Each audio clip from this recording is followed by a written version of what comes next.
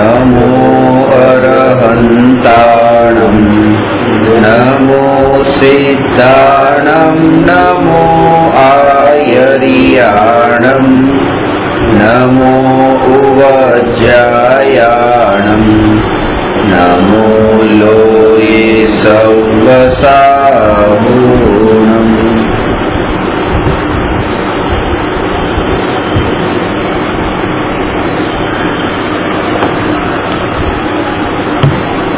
प्रश्न नंबर 262।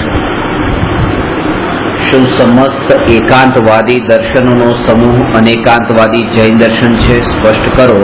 આના પર ગઈકાલે થોડી ચર્ચા થઈ। છેલ્લે ચર્ચા કરેલી કે જૈન દર્શન સમ્યક અનેકાંતવાદી દર્શન છે। તેથી મિથ્યા અનેકાંતથી જૈન દર્શનનું સ્વરૂપ તદ્દન જુદું છે। જેમ અનેક પ્રકારના ઝેર મળીને એક અમૃત બની શકતા નથી, તેમ અનેક પ્રકારના મિથ્યા એકાંતવાદી દર્શનો મળીને સમ્યક અનેકાંતવાદી દર્શન જૈન દર્શન બની શકતા નથી। જેમ શુદ્ધ ભાવ વિના ધર્મ થતો નથી, તેમ અનેકાંત સ્વરૂપી જૈન દર્શનમાં દ્રઢ શ્રદ્ધાન થયા વિના ધર્મ પ્રગટ થતો નથી। આટલી ચર્ચા આપણે ગઈકાલે કરેલી કે જૈન દર્શન અનેકાંતવાદી દર્શન છે, એટલે એક જ વસ્તુમાં જે અનેક પડખાઓ છે એ અનેક પડખાઓમાં તમે કઈ દ્રષ્ટિકોણથી એને જોવો છો એ ખાસ મહત્વનું છે। કે સામે સ્ત્રી પણ છે અને ત્રણ લોકનો નાથ ભગવાન આત્મા પણ છે। હવે ભગવાન આત્માને જોવા માટે સ્ત્રીના શરીરને ત્યાંથી દૂર કરવાની જરૂર નથી, અને સ્ત્રીને દેખવા માટે ભગવાન આત્માને ત્યાંથી દૂર કરવાની જરૂર નથી। બે માંથી કઈ પણ એક સાથે આપણે જોઈ શકતા નથી, એક બેને। એટલે કોઈ એક વસ્તુ એક સમયમાં આપણને દેખાશે, અને જે દેખાશે એ આપણી દ્રષ્ટિથી આપણને દેખાશે। કે કઈ દ્રષ્ટિથી આપણે એને દેખીએ છીએ, જે દ્રષ્ટિથી દેખશું એ દ્રષ્ટિથી આપણને દેખાશે। જો કોઈ સ્ત્રી અને એનો આત્મા, જો એ સ્ત્રી દેખાણી છે તો એમ સમજવું કે ચામડાની ચક્ષુથી જો હું જોઈશ તો મને સ્ત્રી દેખાશે, અને જ્ઞાન ચક્ષુથી જો હું જોઈશ તો મને ભગવાન આત્મા દેખાશે। હું કયા ચશ્મા પહેરીને ત્યાં સામેના રૂપને દેખું છું એ રૂપે મને એ દેખાવાનું છે। એટલે જેમ આ રીતે કે પીળિયો થયો છે તો આખું જગત એને પીળું પીળું દેખાય છે, એમ કે જેની દ્રષ્ટિ પર્યાય તરફ છે એને ત્રિકાળીનું સ્વરૂપ ખબર હોવા છતાં પણ, ત્રિકાળીનું સ્વરૂપ ખબર હોવા છતાં પણ એ નથી દેખાતું, એને પર્યાય જ દેખાય છે, જાણતો હોવા છતાં પણ। કારણ કે દ્રષ્ટિ નથી પલટાણી, હજુ વિચારો પલટાણા છે। જ્ઞાનમાં પલટો આવ્યો છે પણ દ્રષ્ટિમાં પલટો નથી આવ્યો। અત્યારે એ જાણી લીધું કે આત્મા અને શરીર જુદા છે। કોઈ પણ શરીર અને કોઈ પણ આત્મા પોતે સ્વતંત્ર છે, લક્ષણથી ભેદ છે। આ જાણતા હોવા છતાં પણ જ્યારે કોઈ નજરની સામે આવે છે તો આપણને તરત જ એમ લાગે કે આ બે ભાઈ આવ્યા, આ સ્ત્રી આવ્યા, આ બાળકો આવ્યા, એવું કેમ લાગે છે? કારણ કે જ્ઞાન હોવા છતાં દ્રષ્ટિમાં પરિવર્તન આવ્યું નથી, એટલા માટે એ પર્યાય દ્રષ્ટિ રૂપે જ આપણને જગત દેખાય છે। અને જ્ઞાન ચક્ષુથી જોતા એ ભગવાન આત્મા દેખાય છે। અને એનું ફળ પણ એ છે કે સામે આવેલી સ્ત્રીને સ્ત્રી રૂપે જોઈ તો એ દ્રષ્ટિનું ફળ એ છે કે તમે નિકટ કાળમાં સ્ત્રી થવાના છો। સામે આવેલી સ્ત્રીને ભગવાન તરીકે જોઈ તો એનું ફળ એ છે કે નિકટ કાળમાં ભગવાન થવાના છો। કારણ કે તમે જે દ્રષ્ટિએ તમે એને જોવો છો એનો અર્થ એ નથી કે સામે એ છે. એનો અર્થ એ છે કે તમારી દ્રષ્ટિ ભગવાન રૂપ છે કે તમારી દ્રષ્ટિ સ્ત્રી રૂપ છે. અને જેવી દ્રષ્ટિ હોય છે એવું પરિણમન પણ થાય છે. એટલે પર્યાય દ્રષ્ટિ છે તો પર્યાય રૂપ પરિણમન થાય છે. દેહ રૂપે જોવાની દ્રષ્ટિ છે તો હું દેહને જ પ્રાપ્ત કરવાનો છું. દેહથી જુદો આત્મા, દેહાતીત આત્મા જોવાની જો મારી દ્રષ્ટિ છે તો મને પણ દેહાતીત દશા જ પ્રગટ થવાની છે. અને આજ સુધી આવું થયું છે કે નિરંતર દેહ દ્રષ્ટિએ જગતને દેખ્યું છે, એટલા માટે આજ સુધી દેહ જ મળ્યો છે. અને દેહાતીત દ્રષ્ટિએ જો દેખું તો અશરીરી દેહાતીત એવી સિદ્ધ દશા પ્રગટ થાય. જેવી દ્રષ્ટિ એવું પરિણમન છે. એટલે અહીંયા બતાવે છે કે જૈન દર્શન અનેકાંતવાદી દર્શન છે. બધું સાચું છે, આ પણ સાચું છે, આ પણ સાચું છે. તો કે કોઈ પાપ કરે એને પણ સાચું માનવાનું, કોઈ પુણ્ય કરે એને પણ સાચું માનવાનું. આ તો પરસ્પર વિરોધી બે કાર્ય છે. એક અધોગતિનું કારણ છે, એક ઉર્ધ્વગતિનું કારણ છે. અને આવા બંને પ્રકારના જીવોને સાચા કેમ જાણી લેવા? કે સાચા જાણવાનો અર્થ એ છે કે એ પણ સાચા ને એ પણ સાચા. જે જીવની ભવિષ્યમાં અધોગતિ રૂપ હોનહાર થવાની છે એના માટે આ પાપનો પરિણામ પણ બરાબર છે. બરાબર છે. આ સમયે એ જીવને પાપનો પર્યાય પાપના પરિણામ જ હોય, કારણ કે એની આગામી પર્યાય એવા રૂપે છે. એમ જાણીને જ્ઞાની પોતાનામાં કશાયને પ્રવેશ કરવા દેતા નથી. સમાધાન થયું. એવી જ રીતે કે જેને હજુ દેવગતિના સુખ ભોગવવા છે તો એને વર્તમાનમાં શુભ ભાવ આવે, આવા પ્રકારના નિર્ણયના બળે પોતાને એના પરિણામમાં કોઈ ફેરફાર કરવાનો ભાવ આવતો નથી કે આ શુભમાં કેમ અટકેલો છે, કેમ આગળ જતો નથી. એ સ્વીકાર થયો. જ્યારે કોઈ પણ અવસ્થાનો સ્વીકાર કરી લઈએ છીએ ત્યારે અંતરમાં પોતાનામાં કશાય થતા અટકે છે. એટલે પાપીના પાપને પણ સ્વીકારો, પુણ્યશાળીના પુણ્યને પણ સ્વીકારો, અને ધર્મીના શુદ્ધોપયોગને પણ સ્વીકારો. જે રૂપે છે તેને તે રૂપે સ્વીકારવું, એનું નામ અનેકાંત સ્વરૂપ છે. એનો અર્થ એ થયો કે હું તમારા સ્વભાવની સમીપ જઈને મેં તમારો સ્વીકાર કર્યો. ગોળના સ્વભાવની સમીપ જઈને એના મીઠાશનો સ્વીકાર કરો, અને મીઠાના ખારાપણાની નજીક જઈને એની ખારાપણાનો સ્વીકાર કરો. લીંબુના ખાટાપણાની જઈને એની ખટાશનો સ્વીકાર કરો. મરચાના તીખા સ્વભાવની જઈને એના તીખાશનો સ્વીકાર કરો. સમીપ જઈને એના સ્વભાવનો સ્વીકાર કરશો તો તકલીફ નહીં પડે. પણ અંતરમાં હશે મરચું અને તમે એના ખારાપણાનો સ્વીકાર કરશો તો અંદરમાં ઝંઝણાટી ઉઠશે કે આ બરાબર નથી થયું, આમ કેમ છે, આમ ન હોવું જોઈએ, આમ હોવું જોઈએ. કારણ કે વસ્તુ અને વસ્તુના સ્વભાવ આ બંનેમાં કંઈક ગડબડ કરી છે. એ લીંબુ છે અને ખાટું છે તો વાંધો નતો, પણ એક બાજુ માન્યું છે મરચું અને અનુભવ કરીએ છીએ ખટાશનો, તકલીફ ક્યાં થાય છે? એના સ્વભાવ જ એનો સ્વભાવ નથી. આ લીંબુનો સ્વભાવ છે, મરચાનો સ્વભાવ નથી. આ લીંબુ ખાટું છે, આ મરચું ખાટું નથી. જેવી એ પ્રતીતિ થઈ કે ત્યાં હવે વિકલ્પો ને વિરામ, હવે આગળના વિચારો બંધ થઈ ગયા. બરાબર છે. એ જ રીતે કે આ જીવની અધોગતિ છે તો એના વિચાર પાપના હોય, આ જીવની ઉર્ધ્વગતિ છે એના વિચાર પુણ્યના હોય. એટલે જેવો જીવ એવા એના વિચાર, એવા પ્રકારની એની ગતિ, આ બધાનો જ્યારે એક સાથે સમન્વય થાય છે ત્યારે અયોગ્ય કંઈ લાગતું નથી.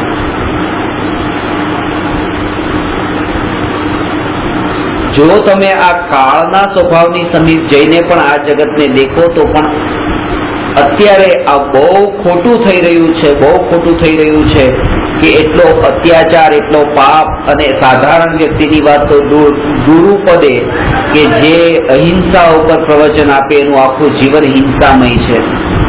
જે સત્ય ઉપર પ્રવચન આપે એના વાતમાં અસત્ય છે. જે અપરિગ્રહ ઉપર પ્રવચન આપે એના પાસે પરિગ્રહના ઢગલા છે. તો આવું જેનું જીવન છે એ દેખતા જ્યારે અંદરમાં દુઃખ થાય તો એ દુઃખ ન થવું જોઈએ એ આ પ્રશ્નનો જવાબ બતાવે છે. તમે પણ એને સ્વભાવની નજીક જઈને જો, અનેકાંત દ્રષ્ટિએ જો. પંચમ કાળમાં મુંબઈ જેવા શહેરમાં મહાવીર ભગવાનના 2,500 વર્ષ પછી આ ભૂમિ પર અહીંના જીવો દ્વારા આવા પ્રકારના પાપ થાય. આ કાળે આમ જ હોય, બીજું કઈ ન હોય. મહારાજ સાહેબ આવા પાપ કેમ કરે કે 2,500 વર્ષ પછી આ ભૂમિ પર મહારાજ સાહેબ આવા પાપ કરે એવો વસ્તુનો સ્વભાવ છે અને એનો સ્વીકાર એ જ પોતાના વિકલ્પોને વિરામ છે. નહીં તો પોતે લગામ નથી રહેતી, કશાય ચાલુ રહે છે અને આપણે જે કામ કરવાનું છે એ છૂટી જાય છે, નથી કરવાનું એ કામ વધી જાય છે. જે કામ સ્વરૂપનું ચિંતન જે પોતાનામાં અંદર આવવાનું હતું એ પોતાનામાં અંદર ન આવીને પરમાં એટલા ઊંડાણમાં જઈએ છે એમાં અટકીએ છીએ.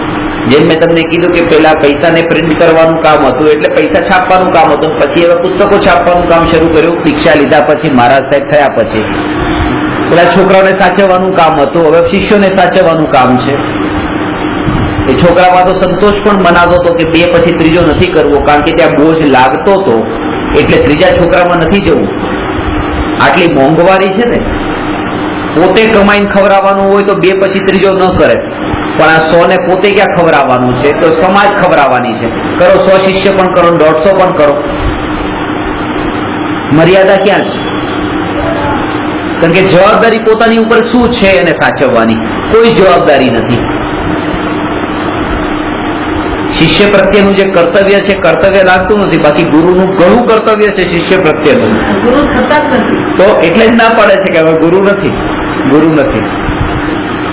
એ પદ પર પોતે જવા માંગતા નથી જે સાચા ગુરુ છે. એ વાત અલગ છે કે શિષ્યને એ જ્ઞાન પ્રાપ્ત થાય, એટલા માટે તે ટીચરની ગુરુની પણ વ્યાખ્યા આપી છે. ગુરુ એ નથી જે બીજાને શીખવાડે છે, ગુરુ એ છે જેના થકી બીજા શીખે છે. પેલામાં કર્તાપણું લઈને બેઠા છે કે હું ગુરુ, હું તમને શીખવાડું છું, ચાલો આજે હું તમને આ પ્રશ્નનો જવાબ શીખવાડીશ. એમ નહીં.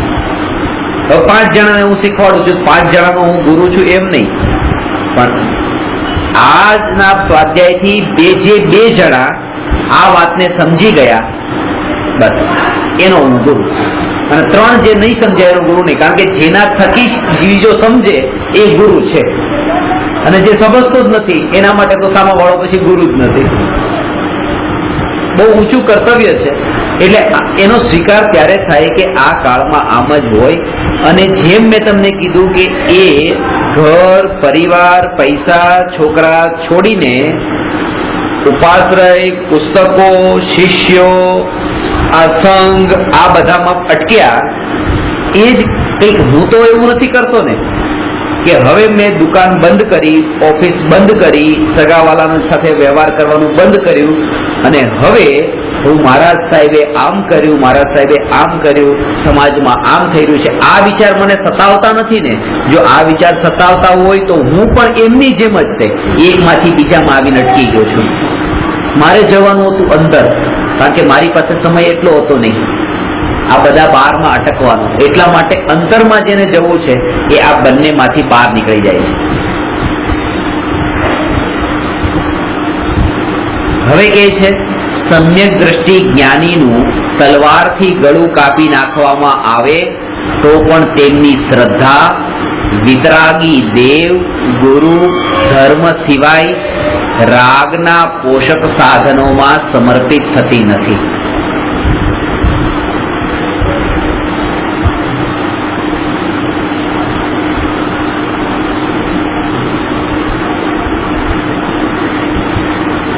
રાગના પોષક તત્વોમાં એટલે 4 વસ્તુ બતાવી છે, 4 સાધનો: દેવ, શાસ્ત્ર, ગુરુ અને ધર્મ, આ ચારેયમાં એવી અટલ શ્રદ્ધા, અને ખાસ વાત યાદ રહે કે ચારેયમાં એવી અટલ શ્રદ્ધા છે અને બીજામાં એ નથી, તો બીજાનું અપમાન નથી કર્યું, અનાદર નથી કર્યો, સત્યની ઓળખાણ કરી છે, સત્યની સમજણ કરી છે. કોઈ વ્યક્તિ પોતાના પિતાને પિતા માને છે અને બીજા જે પુરુષો છે એને પિતા નથી માનતો, તો પિતા ન માન્યા તો એ અનાદર નથી થઈ જતો, કારણ કે નથી એને ન રૂપે માનવું એ પણ એક સત્યની સમજણ છે. તો એ જ રીતે કે જે સાધુ પદે છે તેને તો સાધુ માન્યા, ને સાધુ પદે નથી તેને સાધુ ન માન્યા, તો એમાં સાધુનું અપમાન અને અવિનય નથી, એ સત્યની સમજણ છે. ઉલટું એ છે કે જો તમે માન્યા તો સાધુનો અવિનય છે, જે સાધુ નથી તો અવિનય કેવા છે? કારણ કે જે પિતા નથી એને લોકમાં પણ આપણે એને ગાળ દે છે કે બે બાપનો, એમ કે બે બાપનો એટલે મોટી ગાળ. તો વિતરાગી ગુરુ પણ મારા ગુરુ ને રાગી સંસારમાં ફસાયેલા પણ મારા ગુરુ, એ તો બહુ મોટી ગાળ થઈ, કલંક થયું. અને આવું કલંક જો ન મટે તો અધોગતિ જ થાય છે, બીજો કોઈ ઉપાય નથી. એટલા માટે ભાવુક થવા વાળા માટે દેવ, ગુરુ, ધર્મ અને શાસ્ત્રની ઓળખાણ બહુ દુર્લભ થઈ જાય છે. એટલે ભોળા જીવો ફસાઈ જાય છે, બહારના દેખાવથી ફસાઈ જાય છે. એટલે બહારનો દેખાવ એટલો આકર્ષિત કરી દે છે, દ્રષ્ટિ દેહાધીન છે, ચામડાની આંખેથી જોવે છે. એટલા માટે જેમ મેં તમને કીધું કે 12 વાગ્યા સુધી 12 વાગ્યા મારે ટેન્ટ પકડીને ચિંતન કરવા બેઠો કે થોડી વાર ચિંતન કરી લઉં, અને સવારના પછી સ્વાધ્યાય આખો દિવસ કરવાનો જ છે. પણ ચિંતનમાં એવું મન લાગ્યું કે પછી ઘડિયાળ જોઈ તો 5:20 થઈ ગઈ હતી, હવે ઊંઘાયું જ નહીં. હવે અડધો કલાક બાકી હતો, 6 વાગે મુંબઈ આવવાનું તો કે કઈ નથી, ઊંઘું જવા દો. હવે આખી રાતનો ઉજાગરો જે હોય તો એમાં પછી ચહેરો થાક વાળો લાગે, દેખાય થાક વાળો. અને બધાએ આખો દિવસ એમ જ કીધું કે બહુ થાકેલા છો, બહુ થાકેલા છો, બહુ થાકેલા છો. અને ખરેખર સૌથી વધારે આનંદ ત્યારે જ આવતો. અને જયારે આમ સરસ મજાના ઇસ્ત્રી ટાઈટ કપડા પહેરીને આમ બરાબર ફ્રેશ થઈને આમ યુ આર લુકિંગ ફ્રેશ, આજે બહુ ફ્રેશ દેખાવ છો. અને ત્યારનું જીવન એટલું માયાચાર વાળું ને કપટ વાળું હોય જેવું ક્યારેય નતું. જયારે અંતરમાં કપટ હોય ને બહારમાં વ્યવસ્થિત અપ ટુ ડેટ થાવ તો લોકોને ફ્રેશ લાગે છે. અને અંતરમાં આનંદના ઘૂંટડા પીતા હોય ત્યારે થાકેલા, કંટાળેલા, બોજાવાળા, ટેન્શનમાં, તકલીફવાળા એવા લાગે છે. અને એ જ કારણ છે કે આ દ્રષ્ટિ સમાજની હોવાના લીધે સમાજ ઠગાયો છે. કારણ કે પછી જે માયાચારી હોય પછી એવું જ રૂપ ધારણ કર્યું કે જે સમાજની દ્રષ્ટિમાં એમ લાગે કે આ સાધુ છે, સમાજને એમ લાગે આ ત્યાગી છે, આ તપસ્વી છે, આ બહુ વૈરાગી છે. એવું જ રૂપ તૈયાર કર્યું. વૈરાગી થયા નહીં, વૈરાગી બતાવ્યા.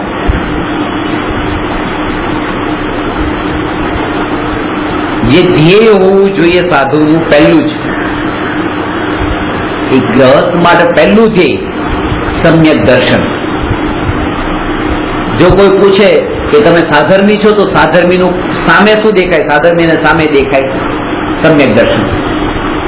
સાધર્મીનું જીવન આખું વણાઈ ગયેલું હોય સમ્યક દર્શનમાં જ. પણ પંચમ કાળમાં 2500 વર્ષ પછી સાધર્મી કહેવાતા જીવોનું જીવન સમ્યક દર્શનમાં નહીં વણાયેલું હોય, પણ મિથ્યા પ્રદર્શનમાં વણાઈ ગયેલું હશે. પૂરેપૂરો બહારનો દેખાવ અલગ હશે. એટલે ફસાવું નહીં.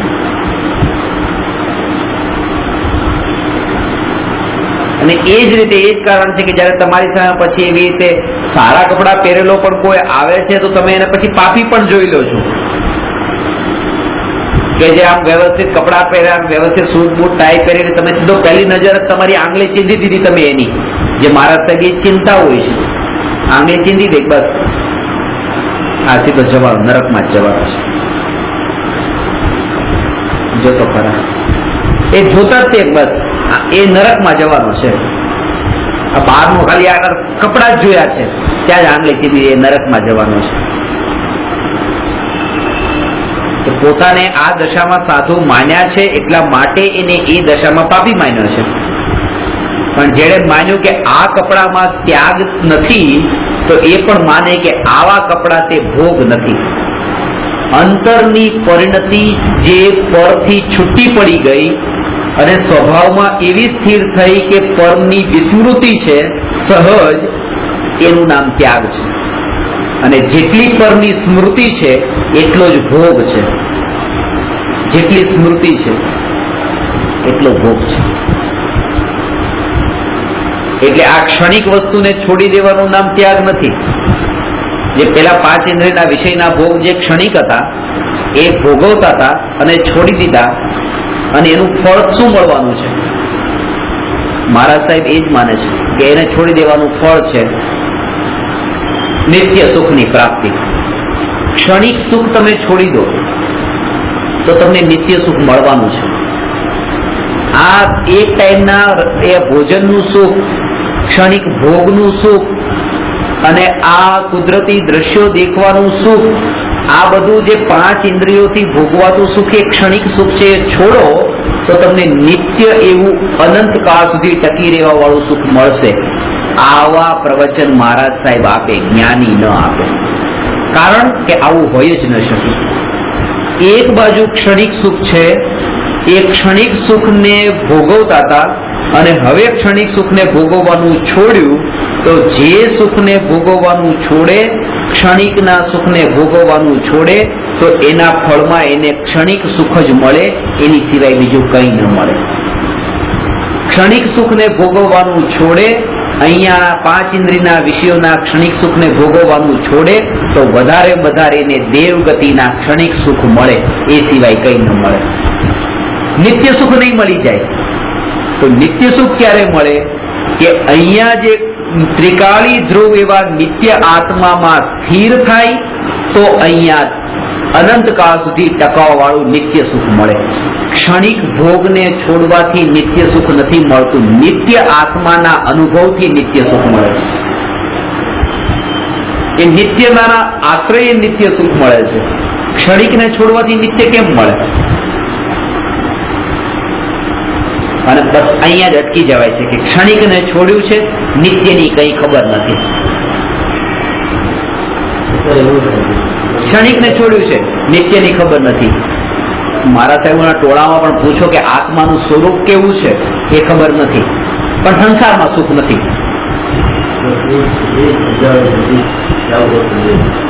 સંસારમાં સુખ નથી.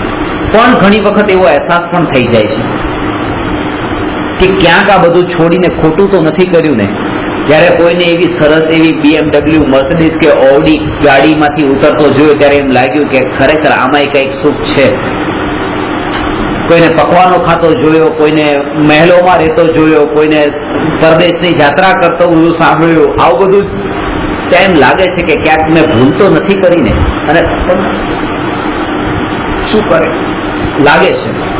પણ જ્યારે એ જ ઓવડીમાંથી ઉતરવા વાળો જયારે મહારાજ સાહેબને પગે લાગે છે ત્યારે પાછું એમ લાગે ના ના ના ના, મેં ભૂલ નથી કરી, બરાબર જ કર્યું છે. કારણ કે એને શ્રદ્ધા દ્રઢ કરાવે છે. કારણ કે આ જયારે મારા પગે પડ્યો ત્યારે એ કંઈક ને કંઈક દુખી હશે એટલે પડ્યો, એટલે મેં કર્યું એ બધું બરાબર કર્યું છે. એટલા માટે મહારાજ સાહેબોની પાસે લોકોના ટોળા જવા જરૂરી છે, જેથી કરીને એમને અંદરમાં એ બન્યું રહે કે હું બરાબર છું. નહીં તો જો એકલા પડી જાય તો અંદરમાં શ્રદ્ધા દ્રઢ થઈ જાય કે ખોટું જ કર્યું છે, ખોટું જ કર્યું છે મેં છોડીને. આ ગ્રહસ્થો જઈને એ શ્રદ્ધા દ્રઢ કરાવરાવે છે કે મહારાજ સાહેબ તમે જે કર્યું બરાબર કર્યું છે, બરાબર કર્યું છે. કારણ કે આમાં સુખ નથી. એ એલર્ટ કરાવે છે. પાછું પગલું નહીં માંડતા, વધો આગળ. કારણ કે અમે બરાબર, તમે અહીંયા આપના ચરણોમાં આવ્યા છે, અમે બહુ દુઃખી છીએ, તમે સુખી છો. પણ ક્યારે એ ગ્રહસ્થ એટલું દુઃખી નથી હોતો જેટલું દુઃખ ત્યાં હોય છે.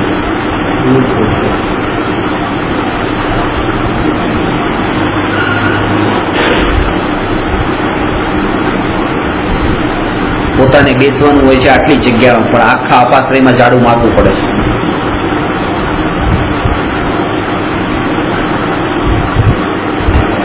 ઘરમાં રહે છે વાત અલગ છે, પેલું ઝાડુથી તમે ઝાડુ મારો, સાવરણીથી ઝાડુ મારો, તો પછી આ ચાલો તે ઝાડુ એટલે સાફ કરો, વાત એક જ છે, કોઈ ફરક નથી.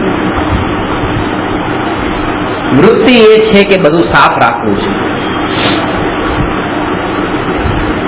શું કામ પેસ્ટ કંટ્રોલ શું કામ કરાવો છો? કે જીવ જંતુ વધારે ન થઈ જાય, વધારે જીવ ન થાય, ભલે મારીને પણ વધારે ન થાય, એ જ ભાવ છે ને.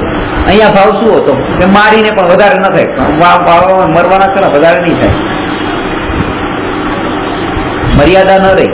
આટલા વાગમાં જ બેસવાનું હતું, પણ ના, દૂર દૂર સુધી, કારણ કે સામેની કીડી હોય, પણ હું અહીંયા બેઠો છું તો અડધો કલાકમાં ત્યાંથી અહીંયા આવી જાય તો, એટલે દૂર દૂર સુધીનું સાફ કરો. સાધના કરવા માટે બેસું તો એટલી દૂર દૂર સુધીના જીવ સાફ. એટલા માટે ભાવલિંગી મુનિ વનમાં એ કામ નથી કરતા. નહીં તો જંગલ તો બહુ મોટું છે, ઉપાશ્રિતોજી નાનો છે, આખું જંગલ સાફ કરવું પડે. એટલા માટે કે બસ જે પથ્થર પર બેઠા છે, જે બેઠા આટલો ભાગ એ સાફ કરી દે, એ જૈના છે, એ સંયમ છે.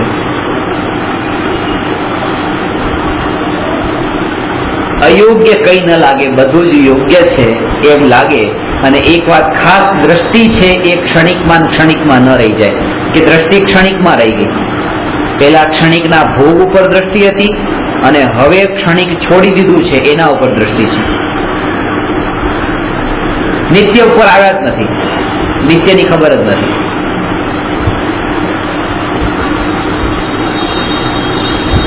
હવે આગળ કહે છે કે આવી તમારી દ્રઢ શ્રદ્ધા જોઈએ કે તલવારથી ગળું કાપી નાખે. એનો અર્થ એ છે કે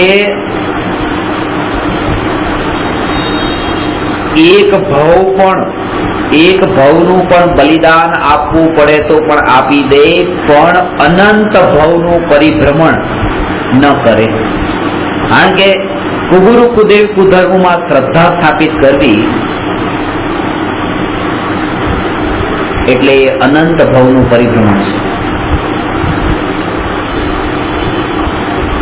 એ લોકમાં એમ કહેવાય, આમ વિચાર કરીએ જો કે પોતાના દીકરા માટે દીકરી શોધવા જવી છે છોકરી, તો એમાં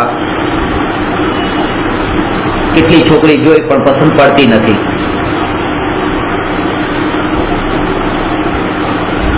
વિચાર આવે છે, છોકરીનો સ્વભાવ જોયા કે ના ના ના, આ બરાબર નથી, આ બરાબર નથી.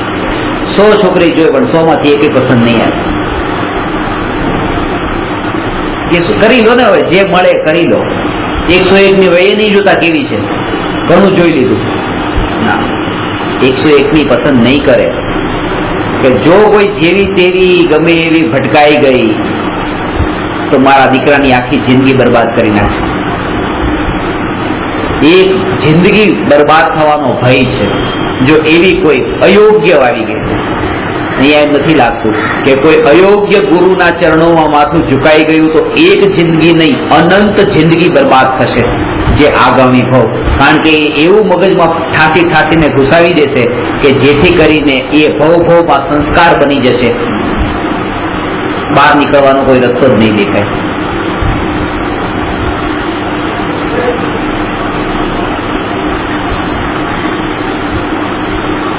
મોક્ષના મહેલમાં પ્રવેશ કરવા વાળો રસ્તો આ જ હતો.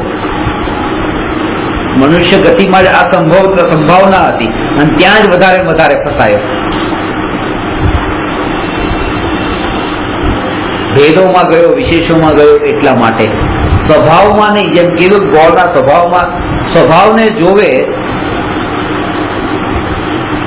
તો આનંદ જ છે. સ્વભાવની બહાર ગયો ત્યાં વિકલ્પ થયા. આ સાધુ છે, કયા સંઘના સાધુ છે, કેટલી ઉંમરના સાધુ છે, હિન્દી છે કે ગુજરાતી છે. ઘણા બધા વિશેષોમાં ગયો ત્યાં વિકલ્પોમાં ફસાઈ ગયો. ત્યાં સાધુની ભક્તિનો જે આનંદ આવવો જોઈએ એ પણ નહીં આવે, કારણ કે વિશેષોમાં. એટલા માટે કોઈ સાધુને નમસ્કાર નથી કર્યા, કોઈ મંત્રમાં સાધુને નમસ્કાર નથી, નમોકાર મંત્રમાં સાધુને નમસ્કાર નથી કર્યા, આચાર્ય ઉપાધ્યાય સાધુને નમસ્કાર નથી કર્યા, અરિહંત અને સિદ્ધને નમસ્કાર નથી કર્યા.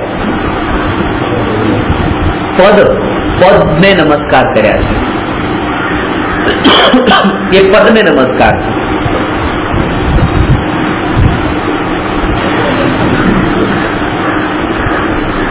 પદને લાયક હોય એને નમસ્કાર છે, ખાલી સાધુને નમસ્કાર નથી.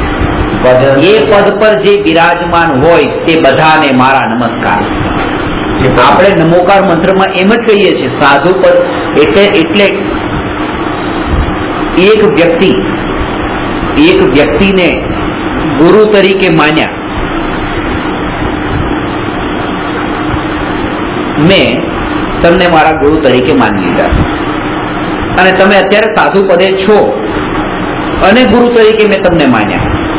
હવે તો ખોટું નથી કર્યું ને કે એક જીવ એવો જે સાધુ પદે નથી અને મેં એને ગુરુ માન્યો, એના કરતા તમે તો સાધુ પદે છો અને મેં તમને સાધુ ગુરુ તરીકે માન્યા, તો પણ શાસ્ત્ર કહે છે નહીં, આમ નહીં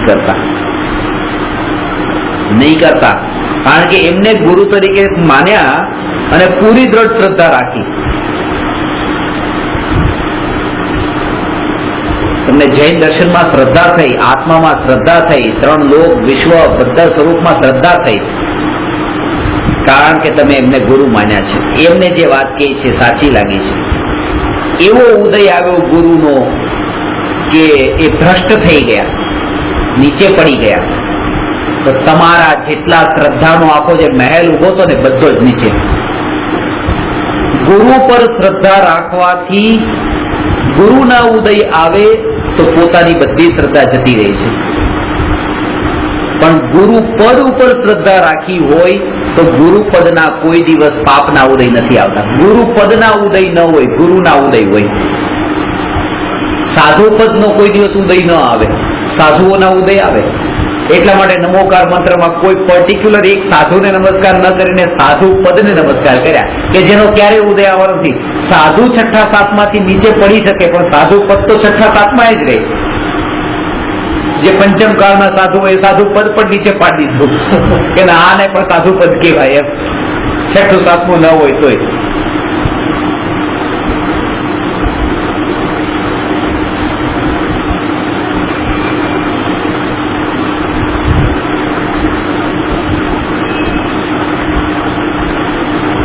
એટલે જે માનતા હોય કે અમે 6ઠા 7મા વાળા સાધુ છીએ, મારા 6ઠા 7મા વાળા સાધુ છે, શિષ્યો પણ બધા 6ઠા 7મા વાળા સાધુની જય, 7મા ગુણસ્થાન વાળા સાધુની જય.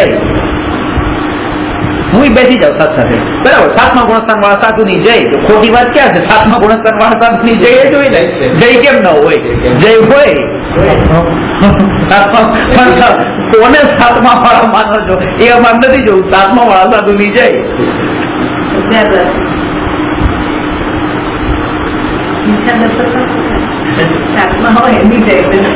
એમાં એની જય છે.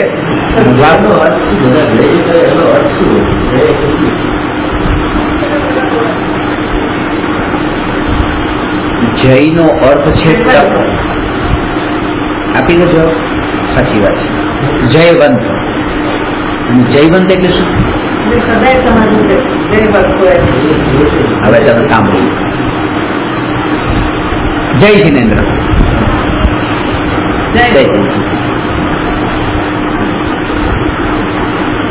બે પક્ષમાં જ્યારે લડાઈ થાય ત્યારે એકનો પરાજય થાય ને એકનો જય થાય. પરાજયનો મતલબ ન રહેવું અને જયનો મતલબ રહેવું, ટકીને રહેવું. અવ્વલ ભલે પૃથ્વીનો લોપ થાય 21મી ડિસેમ્બરે 2012 આ જગતનો લોપ થાય, પણ જિનેન્દ્ર ભગવાનનું અસ્તિત્વ તો હંમેશા રે ને રે. જય જિનેન્દ્ર. એ જય એટલે ટકીને રહેવું.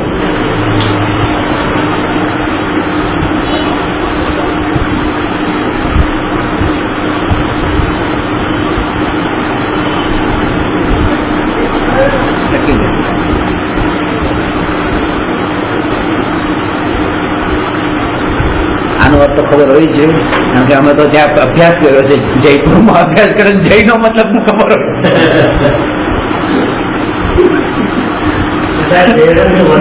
જયવંત વર્તો એટલે હંમેશા એમનું શાસન અહીંયા રહે એવી આપણે ભાવના ભાવીએ છીએ. જેમ આપણે એમ કહીએ ને દીકરા માટે આપણે એ ભાષા વાપરીએ, બેટા જાઓ જીતે રહો. એ જીતે રહો ત્યાં અહીંયા તો ઊંચું પદ છે એટલે ત્યાં આપણે જયવંત વર્તો એમ એ ભાવના ભાવીએ છીએ. અહીંયા આશીર્વાદનો ભાવ છે, ત્યાં વિનયનો ભાવ છે, પૂજા ભક્તિનો ભાવ છે.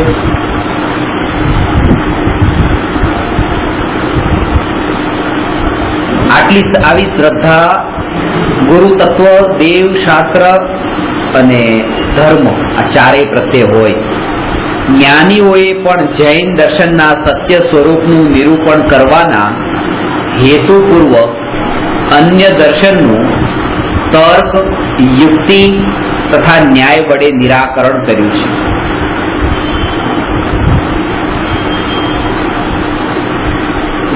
જયારે આપણે એમ કહેતા હોય ને કે ખોટા ને ખોટા નહીં કહો.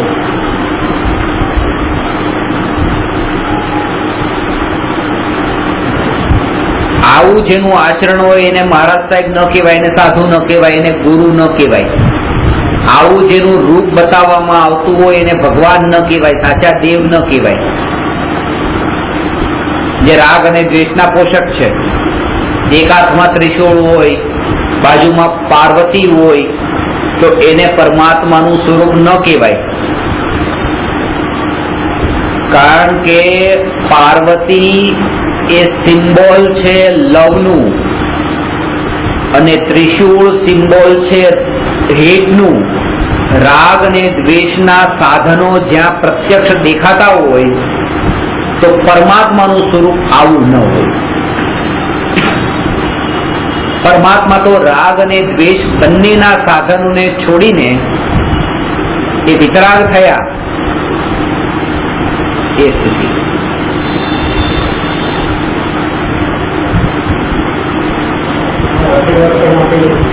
એ જ છે કે ભગવાનની પ્રતિમા આશીર્વાદ વાળી નથી હોતી. જિનેન્દ્ર ભગવાનની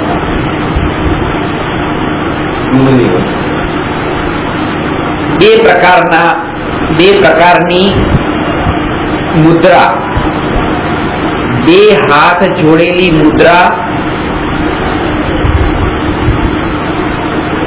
આ બે હાથ વાળી મુદ્રા, આ એક હાથ વાળી મુદ્રા અને એક પણ હાથ નહીં એ મુદ્રા. આ ત્રણ વાત થઈ. આ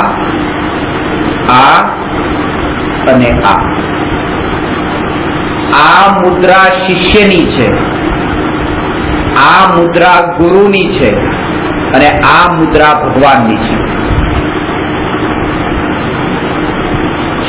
આ મુદ્રા વંદન કરવાના ભાવની છે, આ મુદ્રા આશીર્વાદની છે. વંદન કોઈ કરે તો એને, અને ભગવાનની આ. એનો અર્થ એ છે, આનો અર્થ એ છે કે ભગવાનને વંદન કરવાનો કે વંદન કરાવવાનો એ બે ભાવ હોતો નથી.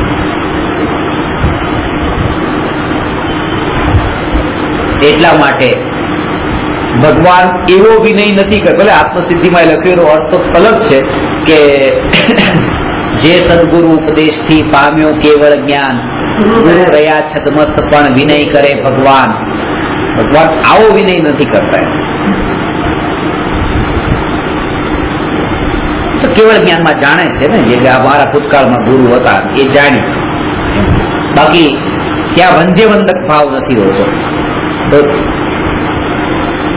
તર્ક, યુક્તિ અને ન્યાય વડે જ્ઞાનીઓએ પણ નિરાકરણ કર્યું. એટલે જયારે હું એમ કહેતો કે આ મહારાજ સાહેબ નું સ્વરૂપ આવું સ્વરૂપ છે, સાધુ આવા હોય, ગુરુ આવા હોય, શાસ્ત્ર આવા હોય, ત્યારે એમ નહીં સમજવાનું કે હું બીજા બધામાં દ્વેષ કરું છું કે બીજા બધાને ખોટા બતાવું છું એટલે મને કઈક એમની સાથે દુશ્મનાવટ છે. એમ નથી.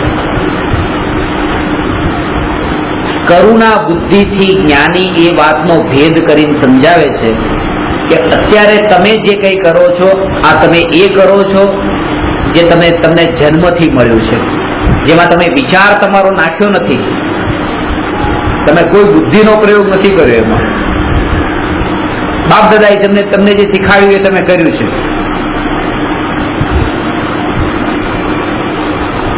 એટલે નવકાર મંત્ર ઉપર જયારે હું પ્રવચન આપું ત્યારે હું બધાને કહું કે બોલો નમોકાર મંત્રમાં નવકાર મંત્ર આવડે છે? દાદાને પૂછ્યું, દીકરાને પૂછ્યું, એના દીકરાને પૂછ્યું, ત્રણેયને આવડે બરાબર.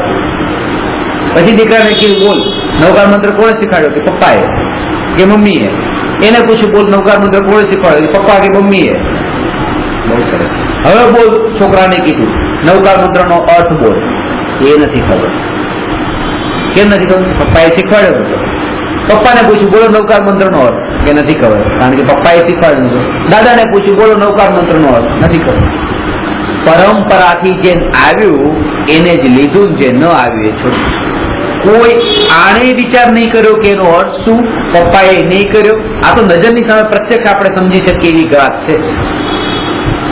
એ વિચાર નથી કરતા, જે મળ્યું છે એ બસ એટલું જ આવડે છે. હવે તમે મંદિરે કેમ જાઓ છો, દેરાસર કેમ જાઓ છો? બાપ દાદા જતા હતા, એ ધોતી દુપટ્ટો પહેરીને જતા હતા. અમને નાના હતા ત્યારે નાની ધોતી નાનું ખેત ને બધું લાવીને આપતા હતા, શીખાડતા હતા. અમે એવું કરતા શીખી ગયા. અને જેમ હિન્દુ પરંપરામાં જેમ કીધું કે બાપ થકી તમને જે મળ્યું ને વારસામાં તમે આગળ ન આપો તો તમારા બાપનું તમે તમારું જે ઋણ તમે ચૂક્યું બસ. એટલે તમે એક બાજુ તમે એક હાથે મળ્યું તો બીજા હાથે તમારે આપવાનું હતું. એનાથી એક હાથે તમને જે પપ્પાથી જે આ ધોતી ને ખેસ ને બધું મળ્યું, હવે તમારા દીકરાને પણ એ આપો તો તમે ઋણ ચૂક્યું. આ વંશ પરંપરાથી આ થઈ. અને એટલી હદ સુધી કે બાપા છે જૈન છે, દીકરો જૈન ધર્મ, બાપા છે દેરાવાસી, દીકરો દેરાવાસી. બાપા આ સંજ્ઞાને માને છે તો આ સંજ્ઞા, આ ગચ્છના, આ ગુરુને માને છે તો ત્યાં પણ એ પરંપરા ચાલે છે. અને અહીંયા સુધીની એવી પરંપરા ચાલે છે કે આ બાપા, આ દીકરો, આ દીકરો, તો બાપા જેને માને છે એ આ ગુરુને માને છે. હવે બાપા મરવાની પથારીમાં છે, આ ગુરુ મરવાની પથારી પર છે. બાપાનો અહીંયા દીકરાનો જન્મ છે, દીકરાનો જન્મ છે તો આ ગુરુના શિષ્ય હતા. આ દીકરો પછી આ શિષ્યને માને છે, એનો દીકરો પછી એના શિષ્યને માને છે. અહીંયા પપ્પા ને દીકરા, દીકરા દીકરાની પરંપરા ચાલે છે, ત્યાં ગુરુ શિષ્ય શિષ્યની પરંપરા ચાલે છે. અને આવી રીતે બસ કોઈ આ વિચાર કરતા નથી કે આમાં શું માથું ઝૂકવું છું, ત્યાં ઝુકાવા જેવું છે કે નહીં, કારણ કે ના પરંપરાથી મળ્યું છે.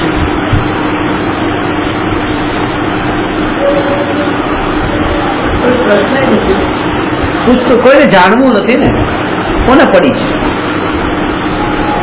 નાની ઉંમર હોય કે અત્યારે આ શીખવાની સમજવાની ઉંમર નથી, અત્યારે સમજવાની ઉંમર નથી, અત્યારે તો અમારે સમજવાની ઉંમર. થોડા સંસ્કાર નાખ્યા હોય નાનપણથી તે એની ઉંમર નથી, એની ઉંમર નથી.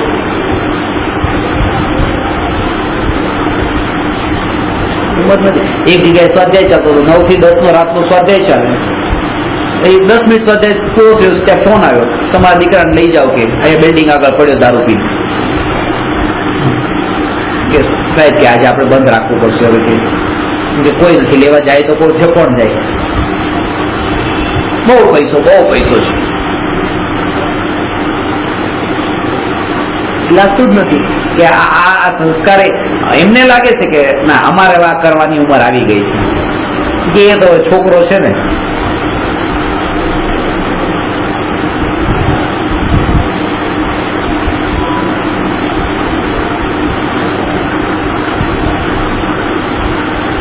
પરંપરામાં જે મળ્યું એ જ આપ્યું છે. આપણે એ જ આપી શકીએ જે આપણને મળ્યું હોય. વિચાર તો કરતા નથી. વિચાર કરે તો નવું પ્રાપ્ત થાય કઈ.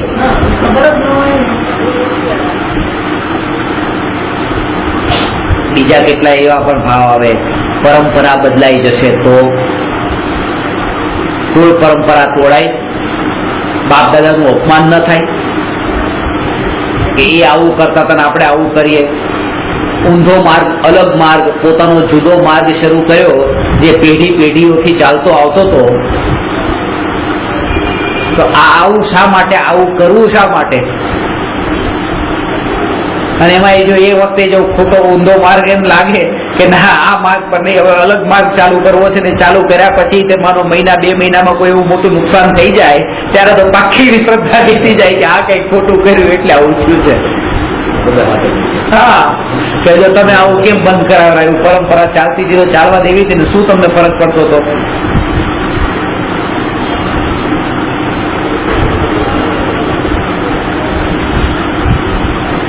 એ શ્રદ્ધા થઈ ગઈ કે ના કઈ કરવું નથી કારણ કે કઈ ખોટું થશે.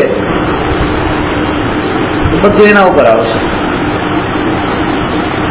બાપ દાદા જેવું કરતા હતા એનાથી અલગ ન કરાય, પણ એમાં ન કરાય જેમાં આપણને ફરક નથી પડતો. બાકી ફરક પડતો હોય, જેની મહિમા હોય, એમાં તો બધો ફેરફાર કરાય. એટલે મેં આત્મસિદ્ધિ અનુશીલનમાં લખ્યું છે કે બાપ દાદા જે છે એ ધોતી પહેરતા હતા, તો તમે ધોતી કેમ નથી પહેરતા? એ ટોપી પહેરતા હતા, તમે ટોપી કેમ નથી પહેરતા? તમે જીન્સ ને ટી શર્ટ ઉપર કેમ આવી ગયા? બાપ દાદાની પરંપરા તોડીને એ ચાલે. જ્યાં મજા લેવી છે ત્યાં પરંપરા યાદ નથી આવતી, અને ધર્મ આવે ત્યારે તરત પરંપરા યાદ આવી જાય.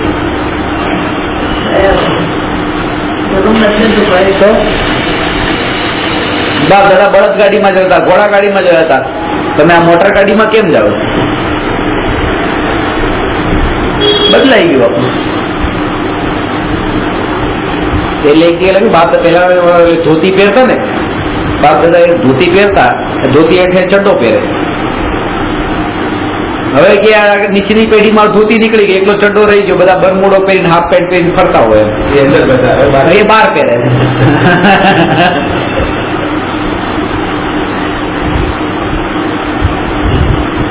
બધી પરંપરા બદલાઈ ગઈ, એમાં એનું નથી લાગતું. ધર્મ માટે લાગે એમ નથી બનતું, કારણ કે એમાં એને ફરક નથી પડતો. ચાલે છે, ચાલે. નુકસાન નથી, એમાં નુકસાન લાગે. ગાડીમાં એવું લાગશે ફટાફટ જવાય, બળદ ગાડીમાં જઈએ તો ધીરે ધીરે જવાય, એમાં નુકસાન છે ને. પહેલામાં નુકસાન નથી. પૂજા કરી કે ના કરી, ધર્મ કર્યો કે ના કર્યો, નવકાર કર્યો કે કઈ ફરક પડવાનો નથી. આચરણમાં પ્રત્યક્ષ દેખાતું નથી. સાચી વાત, બિલકુલ સાચી વાત. પેલું પ્રત્યક્ષ દેખાઈ જાય છે એટલે તરત પાછો વળી જાય છે. અનંતાનુબંધી કસાયનો અભાવ હોવાથી જ્ઞાની અન્ય મત પર અનંતાનુબંધી ક્રોધાદી જ્ઞાનીને અન્ય મત પર અનંતાનુબંધી ક્રોધાદી ભાવ થતા નથી. જ્ઞાનીનું જીવન સંતુલિત હોય છે, બેલેન્સ. અજ્ઞાનીનું બેલેન્સ નથી હોતું.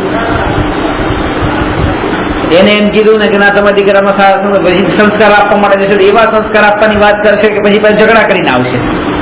એટલે મર્યાદા નહીં રહી પછી કે હવે ગુરુએ કીધું છે દીકરામાં ધર્મના સંસ્કાર નાખો, તો નાખો નાખો નાખો, એટલે સારો બનાવ સારો બનાવ.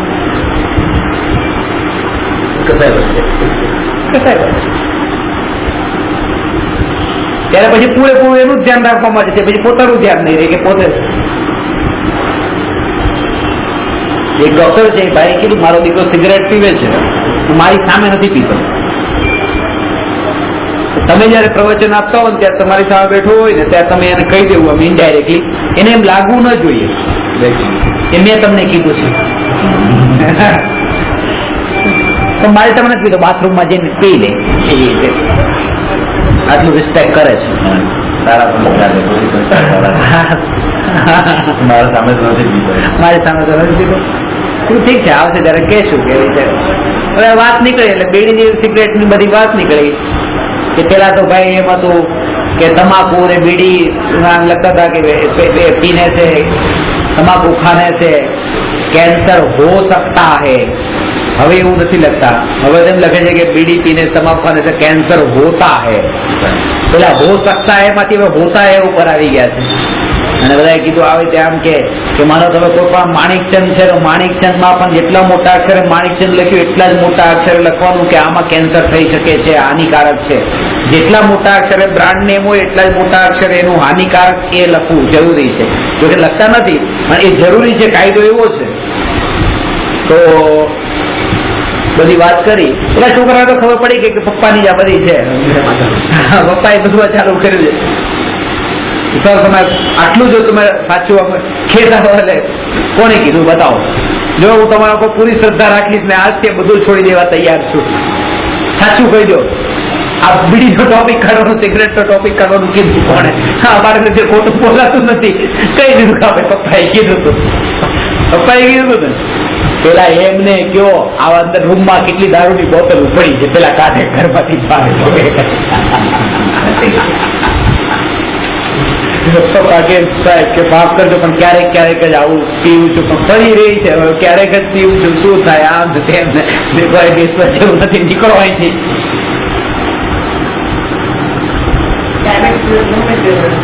અરે વસ્તુ તે તો દીકરાની સામે માનશું રહ્યું.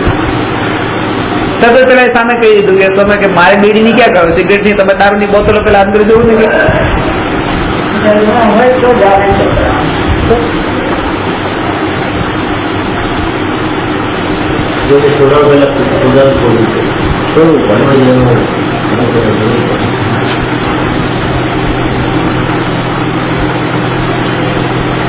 હવે છે 263મો પ્રશ્ન છે. હવે એક છે અત્યારે પૂતગલ પદાર્થો ભોગના સાધનો સેન્ટરમાં છે અને પોતે અત્યારે સાઈડમાં છીએ. હોવું જોઈએ પોતે સેન્ટરમાં અને આ બધા ભોગોના સાધનો સાઈડમાં જતા રહેવા જોઈએ. દરેક ઘટનાનો વિચાર કરીએ છીએ, એ વિચાર આપણે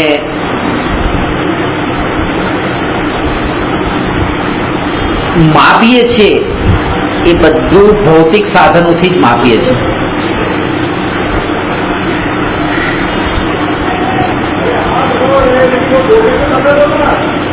તમે છેક અલ્ટમાઉન્ટ રોડ થી ભાઈખલા સુધી આવો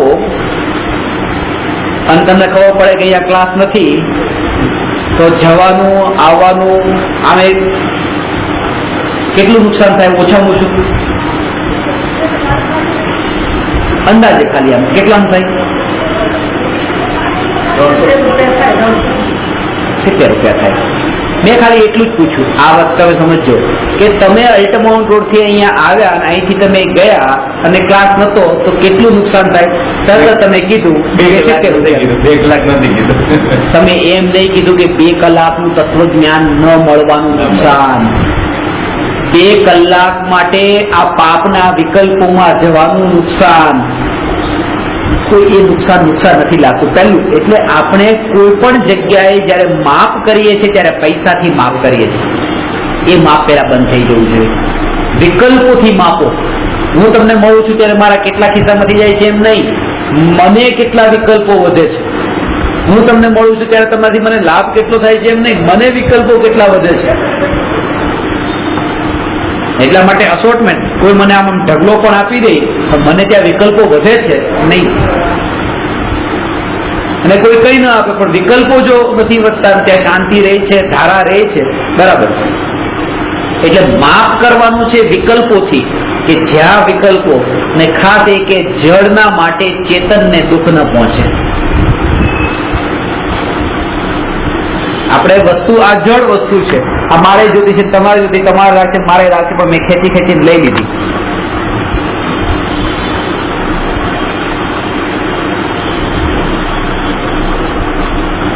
અને તમને દુઃખ પહોંચ્યું, એ જળ માટે મેં ચેતનને દુઃખ પહોંચાડ્યું. અને જેટલા પણ ચેતનને દુઃખ પહોંચાડીએ છીએ જળ માટે જ પહોંચે છે. જળને મહત્તા વધારે આપી દીધી ચેતન કરતા. ચેતનનું જે થવું હોય તે થાય, જળને કઈ ન થવું જોઈએ.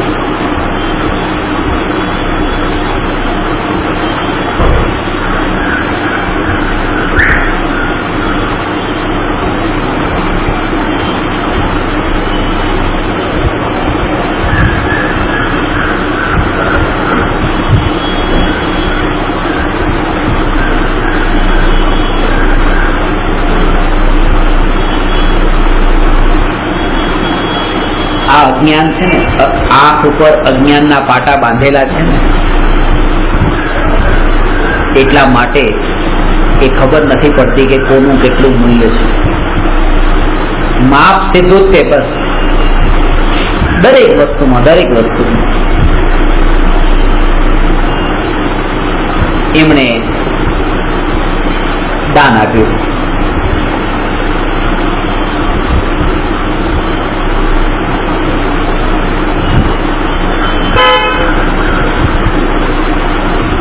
નું દાન આપ્યું. આજના જમાનામાં આ 51 નું દાન શું કહેવાય? 1 કરોડપતિએ 51 રૂપિયાનું દાન આપ્યું. કારણ કે 51 રૂપિયા,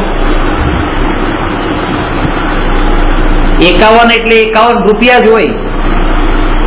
બીજું કઈ ન હોય.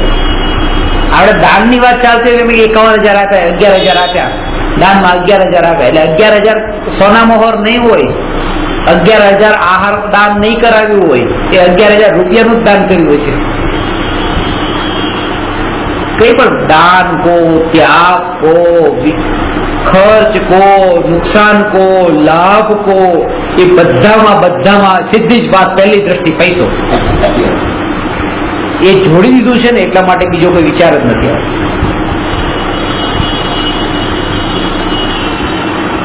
અને આવા જીવને સમ્યક દર્શન બહુ દૂર છે, બહુ દૂર છે. કારણ કે જેને ખબર નથી, આ જળ ને ચેતનનો ભેદ જ જાણતો નથી, ચેતનની મહિમા એવી આવી નથી, અજ્ઞાનતા છે.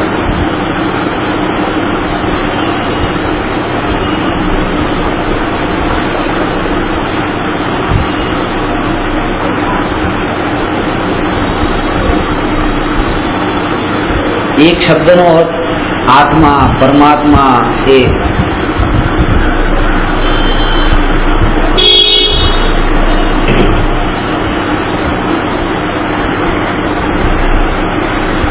પેલી સિંહની વાત તમને કરી કે જેમ સિંહને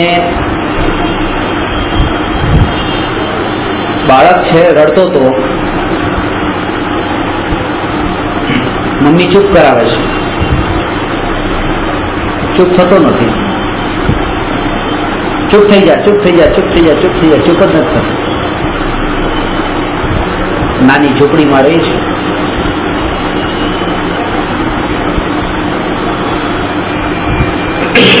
પછી ડરાવે છે, ધમકાવે છે, ચૂપ થઈ જા નહીં તો પોલીસ વાળાને બોલાવીશ. તો એ નથી થતું. ચૂપ થઈ જાય તો બાવાને બોલી, બાવો પકડી જશે. હમણાં જો બાવાને બોલો, બાવા બાવા અહીંયા આવે તો એ ચૂપ નથી થતું. આ બધો એ મા અને દીકરા વચ્ચે બધું ચાલતું હતું. ત્યાં એક ભૂખ્યો સિંહ ત્યાં આવ્યો શિકારની શોધમાં, બહુ ભૂખ્યો હતો, એને કોઈ મળે તો ખાઈ જાઓ. આ અવાજ સાંભળ્યો એટલે ખબર પડી, ઝૂંપડીની બહાર આમ છુપી રીતે ઉભો રહી ગયો. ત્યાં વાત ચાલતી સાંભળતો હતો. પછી માએ કીધું કે બાવાને બાવા આવીને પકડી જશે તોય બંધ ન થાય. સિંહને એમ થાય કે આ છોકરો છે બહુ આમ બહાદુર છે, કોઈ બીક લાગતી નથી એને. પછી તરત જ માએ કીધું, હમણાં એ કે ચિત્તાને બોલાવીશ, ચિત્તો ખાઈ જશે. તોય રડવાનું બંધ ન કરે. પછી કે વાઘને કહ્યું, વાઘ આવીને ખાઈ જશે. પછી સિંહનું નામ આવ્યું. એટલે સિંહને એમ થયું કે હવે તો બંધ થઈ જવો જોઈએ, કે સિંહ આવશે તો ખાઈ જશે. તો રડવાનું ચાલુ ડર્યો નહીં. એટલે સિંહને એમ થયું કે આ જે છોકરો છે ને એ મારાથી બહાદુર છે, કારણ કે મારાથી બીતો નથી, એટલે બહુ બહાદુર છોકરો લાગે છે, એટલે અહીંયા ઉભું રહેવા જેવું નથી. પણ તો એ થોડી વાર તો ઉભો રહ્યો, સિંહની કે બીક લાગતી નથી. પછી મમ્મીએ કીધું, લે કે આ જો આંસુ છે, લે આ તૂટી ફૂટી. અને છોકરો બંધ થઈ ગયો. એટલે સિંહને એમ થયું કે અંદર કોઈ તૂટી ફૂટી નામનું પ્રાણી છે જે મારાથી ખતરનાક છે, કે લે આ તૂટી ફૂટી. એટલે કે આયા ઉભું રહેવા જેવું નથી, કારણ કે સિંહ થી ખતરનાક તૂટી ફૂટી છે અંદર. એક ચિંતામાં પણ હવે કે જવું તો જવું કેવી રીતે, કે તૂટી ફૂટી જોઈ લેશે તો મારું અહીં બનશે. પછી એ જ વખતે કોઈ વ્યક્તિ એની ઝૂંપડીમાં ગાય બાંધી લીધી ને, ગાયને ચોરવા માટે આવેલો ચોર. તો એને એમ થયું કે આ સિંહ જે બેઠો તો સિંહ દેખાણો નહીં, તો એમ લાગ્યું કે આજ ગાય બેઠી છે. અને તરત જ ગાય ઉપર બેસી ગયો, ચલ એમ કરતા. એટલે સિંહ ને એમ થયું કે મારા ઉપર જે આવીને બેઠું છે તૂટી ફૂટી બેઠી ગઈ છે, હવે તો મરી ગયા છે, આ તો બહુ ખતરનાક પ્રાણી તૂટી ફૂટી ઉપર આવી ગઈ. સિંહ તો ભાગ્યો, અને આ તે ચોર એમ સમજી કે ગાય ચલો ભાગી, આપણે ચોરી થઈ ગયા છે.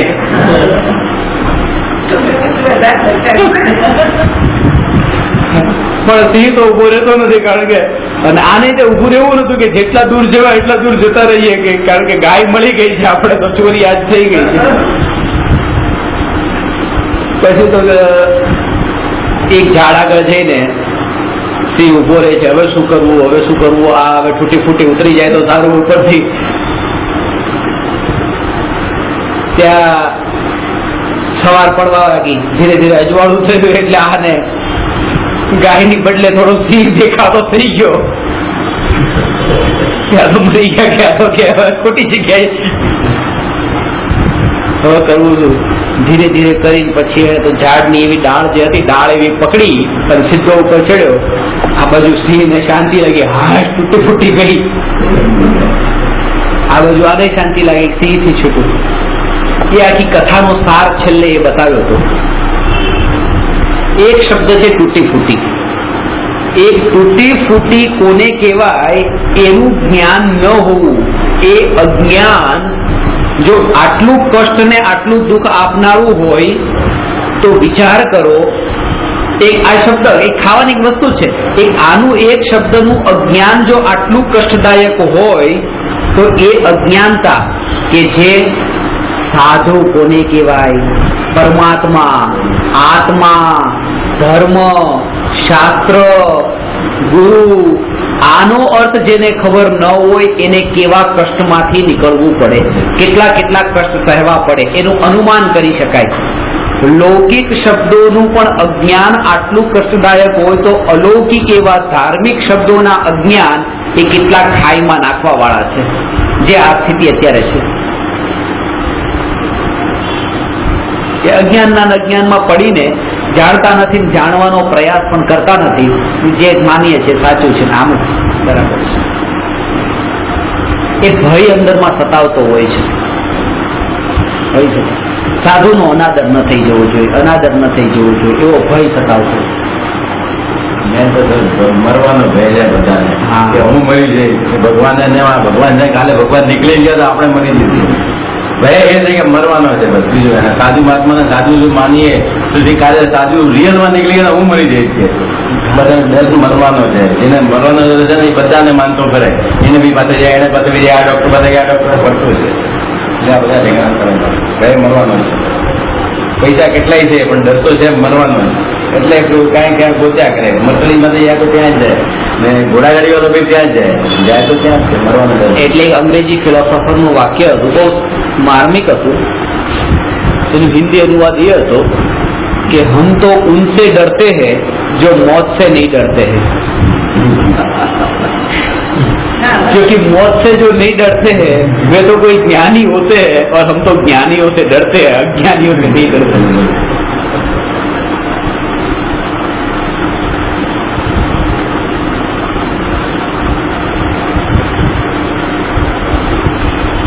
હિંસા પણ એ જ કરે છે.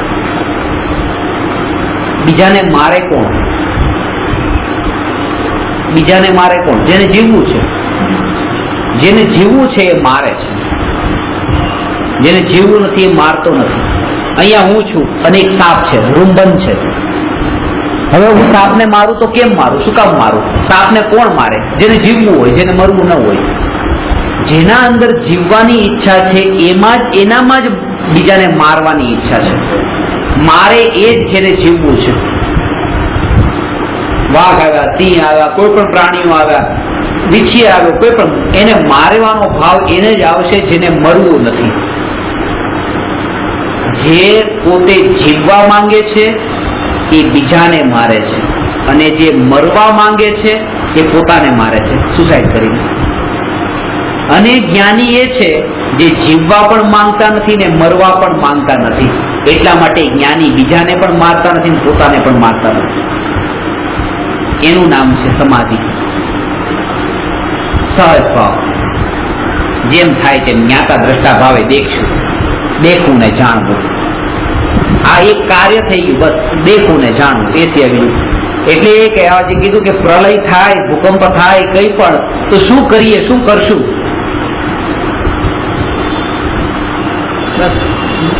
જાણશું. થાય તો જાણશું, કારણ કે એ સિવાય હું કરી શું શકું છું, જાણી શકું છું. મને તો કઈ થવાનું નથી. આથી 5-1 વર્ષ પહેલા ભૂકંપ આવ્યો હતો, થોડોક ઝટકા આવ્યા હતા ને તો તારદેવમાં મારું પ્રવચન ચાલતું હતું. એ ભાઈને આજ સમજાવતો હતો કે કઈ પણ થાય એ વખતે જ તે પૂનામાં મુંબઈમાં બધી ઘણા ઝટકા આવ્યા હતા. બરાબર છે, મને કઈ થવાનું નથી, મને કઈ થવાનું નથી. 5મો માળ રહ્યા હતા, એ જ વાત ઝટકા થોડું હલ્યું. હજી હું આમ વાત કરું એટલી વારમાં તો નીચે ગ્રાઉન્ડ ફ્લોર પર પહોંચી ગયા, ઉતરી. હું તો હજી ઘરમાં જ હતો. એમ નહીં કે તમે ઉતરો નીકળો ચલો, કાંઈ નહીં. એવા ભાગ્યા કે ઘર ખુલ્લું, આ તે કાંઈ નહીં, સીધા નીચે. પછી થોડા પછી શાંત થયો એટલે પછી મને કઈ મેં કીધું હમણાં તો વાત કરતા હતા આમ મને કઈ થવાનું જ નથી, મને કઈ થવાનું જ નથી. કે મેં ક્યાં ખોટું ક્યાં કીધું હતું? મને ખબર હતી, કારણ કે આવું થાય તો હું ભાગી જઈશ, મને કઈ ખબર નથી. થશે તો તમને થશે, કારણ કે તમે આ રહેવાના છો, હું ક્યાં રહેવાનો છું? મને તો કઈ થવાનું નથી, હું તો ભાગી જવાનો છું. મેં ખોટું ક્યાં કીધું હતું કે પ્રેક્ટિકલ કરીને બતાવ્યું, મને કઈ થવાનું નથી. કીધું અહીંયા રો અને અંદરમાં પ્રતીતિ રે કે મને કઈ થવાનું નથી. એ નિત્યતાની શ્રદ્ધા છે. આ નિત્યતા ઉપર બહુ જોર આપ્યું છે. અને હું બધાને પણ જયારે આત્માની મહિમા બતાવવા માટે એમ નથી કહેતો કે એમાં અનંત જ્ઞાન, અનંત સુખ, અનંત વીર્ય, આ શ્રદ્ધા, ચારિત્ર, અનંત ખજાનો ભર્યો છે, 47 શક્તિઓ અનંત.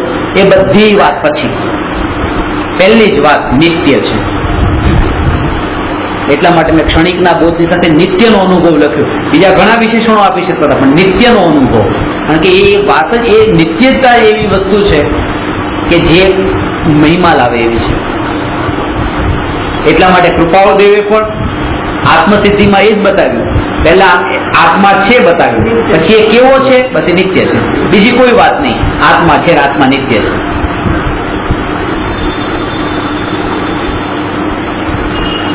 કારણ કે અત્યારે આપણે આપણું અસ્તિત્વ ક્ષણિક માન્યું છે, નિત્ય નથી માન્યું. અમુક ક્ષણ પૂરતો છું. જ્યોતિષની પાસે જઈને પણ પૂછશે તો પણ એ પૂછશે મારું મરણ ક્યારે છે, કેટલા વર્ષ જીવી, બસ કેટલા વર્ષ જીવવાનું છે. એ જીવવાનો મતલબ કે ક્યારે મરવાનું છે. તો એમ નથી પૂછતો ક્યારે જન્મ લેવાનો છે, કારણ કે મર્યા પછી જન્મ તો લેવાનો છે પાછો. પણ જન્મનો પ્રશ્ન નથી. આ ભાવનો જન્મ થઈ ગયો, જન્મની પત્રિકા લઈને તો મરણની તારીખ નક્કી કરવા ગયો, એટલે જન્મનું પૂછવાનો તો સવાલ જ નથી. મરણ પણ લખે છે આટલા વર્ષમાં.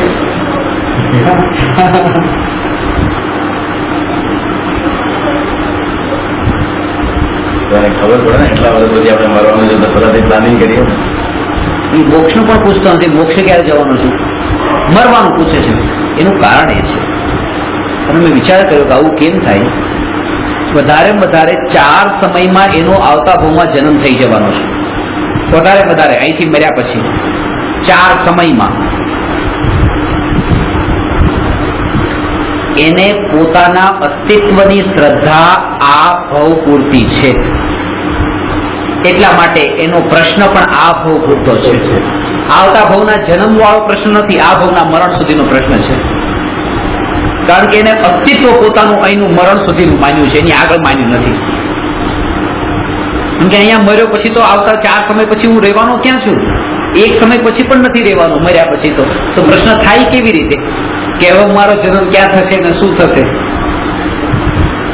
એક સિદ્ધાંત છે, જેટલું અસ્તિત્વ માન્યું હોય તૈયારી પણ એટલી જ જેવ કરે. તૈયારી એટલી જ કરે. તમે અહીંયા નાસ્તા પાણી લઈને આવ્યા? ના, નથી લાવ્યા. કેમ નથી લાવ્યા? તમને ખબર છે 2 કલાક બેસવાનું, બેસો નથી. જેટલું અસ્તિત્વ માન્યું તૈયારી એટલી કરી.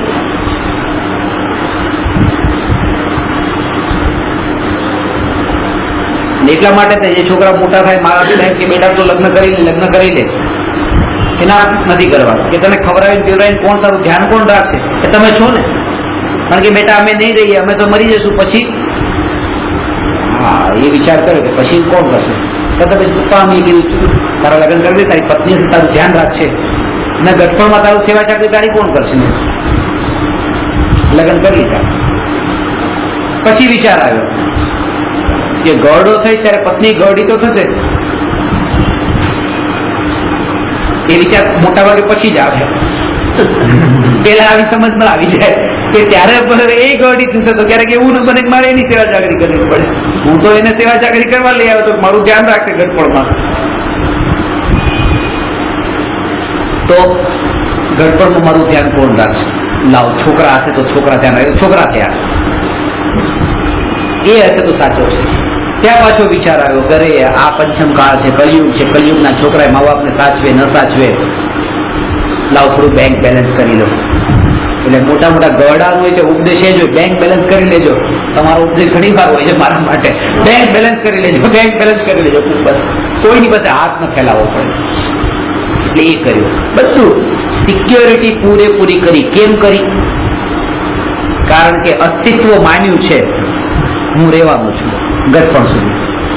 અત્યારથી ગડપણમાં હું છું એટલા માટે જેટલું અસ્તિત્વ માન્યું એટલી તૈયારી કરી. આવતા ભાવ માટે શું તૈયારી કરી? કઈ નહીં, કારણ કે માન્યું જ નથી આવતા ભાવમાં છે.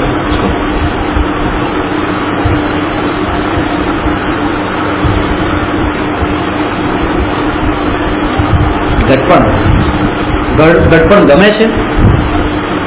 ગમે છે, નથી પણ માણસને ગડપણ નથી ગમતું અને ગડપણ ગમે છે. ગડપણ નથી ગમતું એટલા માટે કારણ કે ગડપણની જે પીડા એ બધી એને સહન નથી કરવી, એટલે ગડપણ નથી જોઈતું. અને ગડપણ જોઈએ પણ છે એટલે કે જુવાનીમાં મન નથી જવું, ગડપણ સુધી જીવવું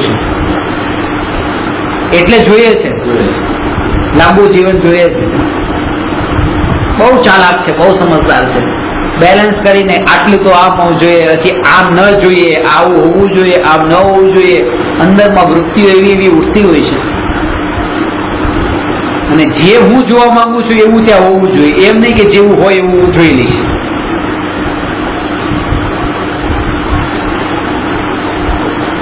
આપણા વિકલ્પો અનુસાર જ્ઞેયોને જોવા માંગીએ છીએ. જ્ઞેયો જેવા જણા એવા જાણતા નથી આપણે, એ જ અજ્ઞાનતા છે. એટલે શાક ખારું જોઈએ છે તો આપણે ન હોય તો મીઠું ઉપર નાખીએ છીએ, કારણ કે આપણે જેવું જોઈએ છે એવું ત્યાં હોવું જોઈએ. એમ નહીં કે મીઠા વગરનું છે તો હું એનું જાણી લઉં મીઠા વગરનું.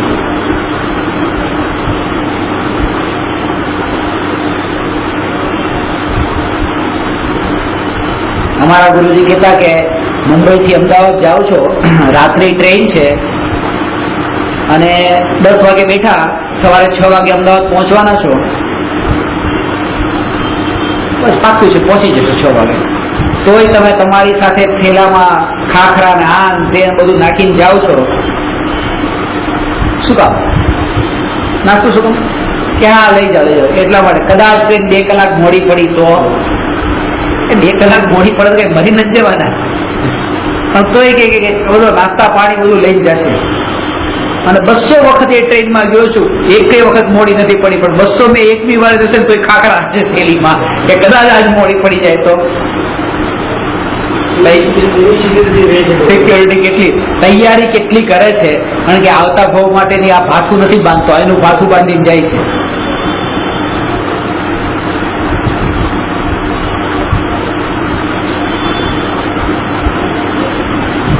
જેટલું અસ્તિત્વ માન્યું એટલી તૈયારી કરે. 5 દિવસ અમદાવાદ રોકાવાનું છે, 5 જોડી કપડા લીધા. 3 દિવસ રહેવાનું તો 3 જોડી કપડા લીધા. જેટલું અસ્તિત્વ એટલી તૈયારી. હવે જયારે ખબર પડી કે મારું અસ્તિત્વ તો અનંત કાળ સુધી છે, તો હવે તૈયારી પણ પછી અનંતમાં કરવી પડશે. અનંત કાળ સુધીના અસ્તિત્વની શ્રદ્ધાવાળા જીવ અનંત કાળ સુધીની તૈયારી કરે છે. અનંત જ્ઞાન, અનંત દર્શન, અનંત સુખ અને અનંત વીર્ય, જે અનંત ચતુષ્ટયની પ્રાપ્તિ, એ જ અનંત કાળ સુધીની તૈયારી છે. તૈયારી પણ એમાં જોવી જોઈએ, જેટલું અસ્તિત્વ એટલી તૈયારી. અનંત ચતુષ્ટય એ જ અનંત કાળની તૈયારી છે. હવે પ્રશ્ન છે જે આનાથી સંબંધિત છે, કે જે અનેકાંત અને એકાંતની ચર્ચા કરીએ છીએ. હવે સિદ્ધ ભગવાનને આપણે સુખી માનીએ છીએ તો એકાંતથી સુખી છે કે અનેકાંતથી સુખી? સુખી છે, દુઃખી છે, એવું છે કે સુખી જ છે? તો એકાંત થયો કે નહીં એ કહે છે. હા જો બરાબર છે. સિદ્ધ ભગવાનને પ્રશ્ન નંબર 263 છે. સિદ્ધ ભગવાનને એકાંતથી સુખી માનવા તે એકાંત છે? તો હવે એનો જવાબ છે સિદ્ધ ભગવાન સુખી જ છે, દુખી છે જ નહીં. એ અનેકાંત છે. કેમ કે આ વાત સુખી છે એટલે અસ્થિ તથા દુખી છે જ નહીં નાસ્તી અપેક્ષાએ કહેવામાં આવી હોવાથી સિદ્ધ ભગવાનનું સ્વરૂપ અનેકાંત રૂપે બતાવ્યું છે. અસ્થિ નાસ્તીથી સુખી છે અને દુખી નથી, આ જ અનેકાંત. એકાંત નથી એમ. પણ અનેકાંતનો અર્થ એમ ન સમજવો જોઈએ કે સિદ્ધ ભગવાન સુખી પણ છે ને દુખી પણ છે. આત્મામાં લીન છે એટલા અંશે તો સુખી છે, અને જેટલા પરથી થોડા છૂટા પડ્યા, બધું ઘર બર છોડ્યું એ દુખી દુઃખ છે એમ નહીં. એ બધું તો દુઃખ છે જ નહીં. એ દુઃખ નથી. ઊંધી જગ્યાએ દુઃખ માન્યું છે. આપણે ઘરમાં દુઃખ માન્યું છે એટલે ઘરને છોડવાનો ઉપાય શોધીએ છીએ. ઘરમાંથી કેમ નીકળું, ઘરમાંથી કેમ નીકળું, પણ ઘરમાં દુઃખ હતું જ નહીં. દુઃખ અંદરમાં હતું અને શોધતા હતા બહાર, માનતા હતા બહાર. ઉપચાર પણ એનો જ કર્યો. પછી સંયોગો, ફેરફાર, પત્ની દુઃખદાયક લાગતી, છોકરા દુઃખદાયક લાગતા, બધાને છોડી દીધું. દીક્ષાનો જન્મ ક્યારે થાય છે? જયારે આ બધા દુઃખદાયક લાગે છે ત્યારે દીક્ષાનો જન્મ થાય છે. પહેલા તો આ મિથ્યાત્વનો ભાવ દુઃખદાયક લાગે તો સમ્યક્ત્વનો જન્મ થાય, દીક્ષાનો જન્મ ન થાય. અને સમ્યક્ત્વનો જન્મ થાય તો એ જન્મ થયેલું પામેલું સમ્યક્ત્વ એ મોટું થઈને ઓટોમેટિક દીક્ષા થઈ જાય. દીક્ષાનો જન્મ ન થાય, જન્મ સમ્યક્ત્વ નો થાય. એ સમ્યક્ત્વ વૃદ્ધિ પામે ત્યારે દીક્ષા રૂપે પરિણમે. અત્યારે સીધી દીક્ષા જન્મે છે.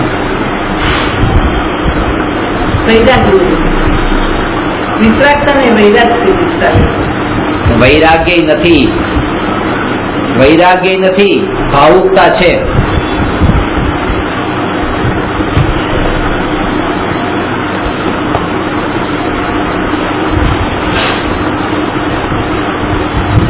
ભાવુકતા છે.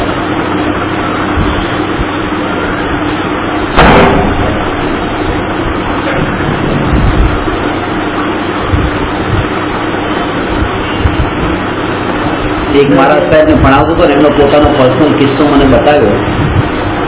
બહુ સરળ પરિણામી જીવ, પણ દીક્ષા લીધી તો કેમ લીધી? તો એમને કીધું કે સુખી સંપન્ન પરિવાર હતું, બધું જ હતું, બધી અનુકૂળતાઓ હતી. પણ એક સત્ય વાત તમને બતાવું છું. આ વાત કોઈને કહેતા નહીં, અને કહો તો મારું નામ લઈને નહીં કહેતા. બોલ, હું પૂના રહેતો હતો. પૂનામાં મારો એક મિત્ર હતો. અમારી બચપણની એવી લંગોટિયા યાર. એ મને વારંવાર બહુ કે મારે દીક્ષા લેવી છે, દીક્ષા લેવી છે. કારણ કે સંસારમાં સુખ નથી, મારે દીક્ષા લેવી છે. અને એને ભાવના એવી હતી ને લેવી પણ હતી, નક્કી પણ થઈ ગઈ દીક્ષા. ત્યાં તે એનું એક્સિડન્ટ થયો અને એક્સપાયર થઈ. એનું સપનું પૂરું કરવા મેં દીક્ષા લીધી. મને ખબર નથી આ દીક્ષા, મને એકડા એકની ખબર નથી. સપનું પૂરું કર્યું મારા ભાઈબંધનું દીક્ષા લઈને.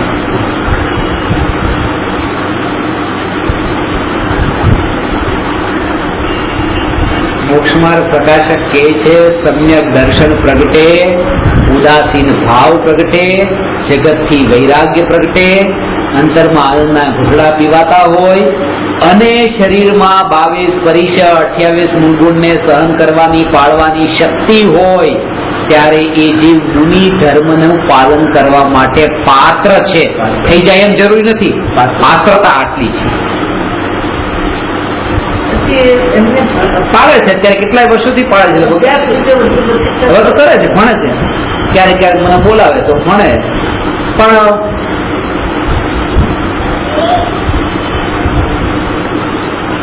ભણવા કરતા અંદરની બધી વૃત્તિઓ ક્યાંથી જાય?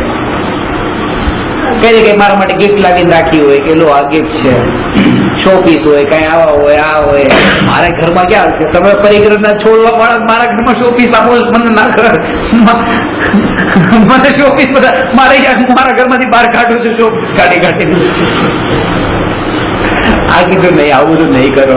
અને એ પછી તમે પછી કોઈ માનો તમારા શિષ્ય આવ્યા, તમે પછી એને કીધું કે ભાઈ એક આ શો પીસ લેતો આવજે કે અમારા ગુરુજીને આપવું છે. આ બધું નહીં કરો.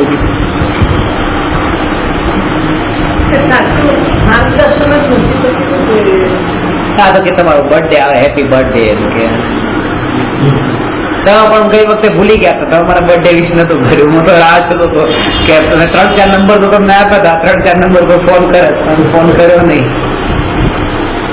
રાહ જોઈને બર્થડે, હેપી બર્થડે બધાનો ફોન આવ્યો, તમારો નહીં આવે. પછી એ બધું સમજાવવા પડે. દુઃખ ત્યાં જ થાય જ્યારે અપેક્ષા વધારે રાખી હોય. આ જ ભૂલ કરી હતી. હવે તો સમજાણું ને, હવે નહીં રાખતા અપેક્ષા. કીધું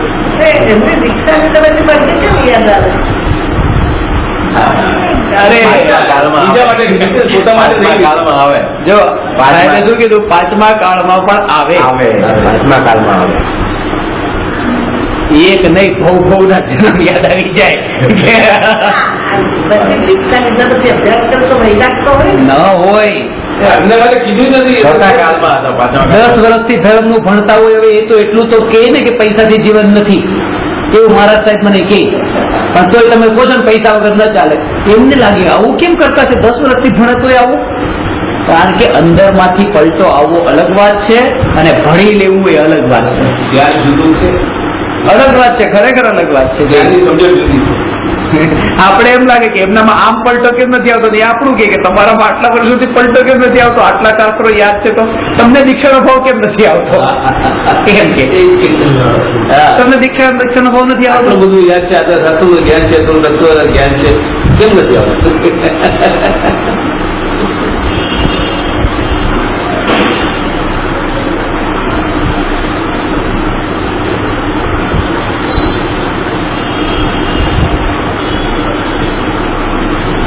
એવું આમ સાધારણ સ્વરૂપ થયું દીક્ષા એટલે. ખરો દીક્ષા લઈ લીધી એટલે ફરે તે ચરે, બાંધ્યો ભૂખે મરે. ફરે તે ચરે, બાંધ્યો ભૂખે મરે.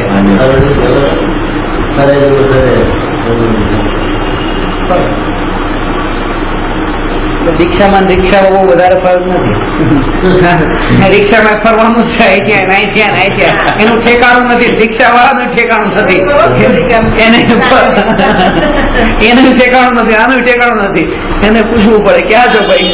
ખબર નથી ક્યાં જવા, અને કાલે ક્યાં જવાનું છો, આગલી પડે ક્યાં જવાનું છે, રિક્ષા વાળાને ખબર નથી. એમાં રિક્ષા વાળાને ખબર નથી કાલે ક્યાં જવાનું. આ માન લીધું બસ, આમ નામ દીક્ષા. જો કે હવે એનું પાકું થઈ ગયું. તમે જેમ કહ્યું ચાતુર્માસ અત્યારથી પાકું થઈ ગયું. 4 મહિનાની વાર છે, 3 મહિનાની વાર અત્યારથી ફિક્સ છે. 12 મહિના અચ્છા એ બોલે 12 મહિના આગળ આ ચતુર્માસ આગળ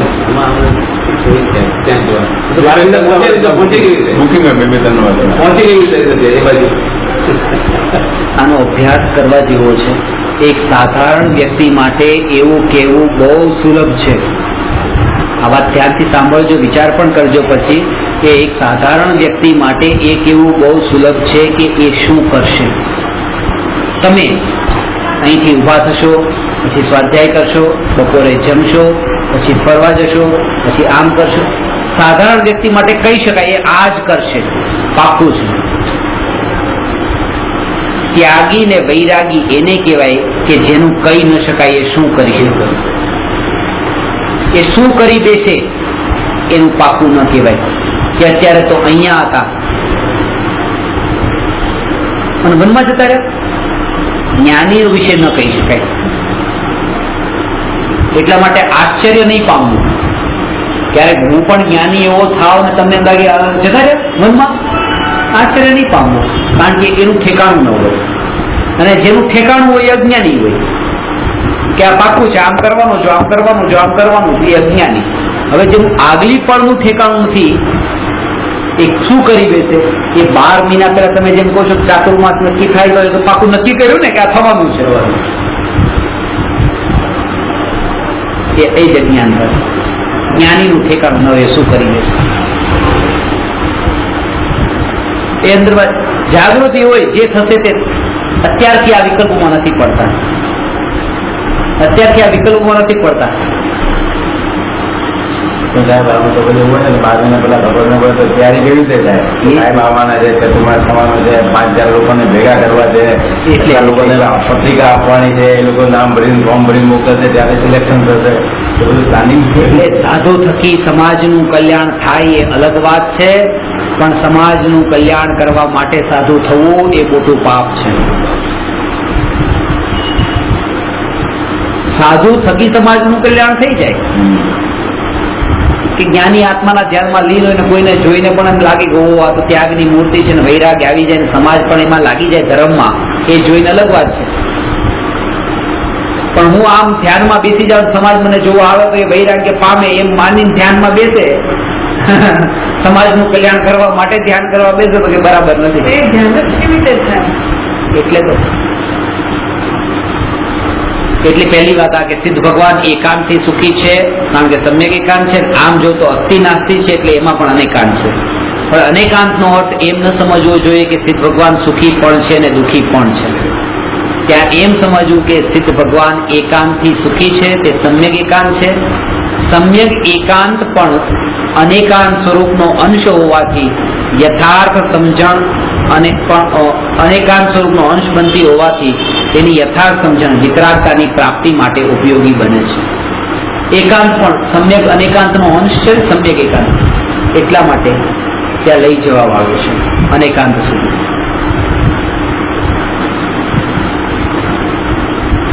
એટલે એનો અર્થ એ થયો કે પોતાની પાસે એક અંશરૂપ પરિગ્રહ પણ દુઃખ છે ને અપરિગ્રહી દશા જ સુખ છે. એટલે અપરિગ્રહી થાવ. તરત તમે કહેશો પૈસા છોડો, ગાડી છોડો, ઘર છોડો, ધ્યાન ત્યાં જ જશે. શાસ્ત્રોમાં સૌથી પહેલો ખતરનાક પરિગ્રહ કીધો મિથ્યાત્વ, એ દેખાતો જ નથી. શાસ્ત્રમાં સૌથી વધારે પરિગ્રહ, ખતરનાક પરિગ્રહ બતાવ્યો છે એ મિથ્યાત્વ નામનો પરિગ્રહ કીધો. 24 પરિગ્રહમાં પહેલો પરિગ્રહ મિથ્યાત્વ છે, જે ભ્રમ છે.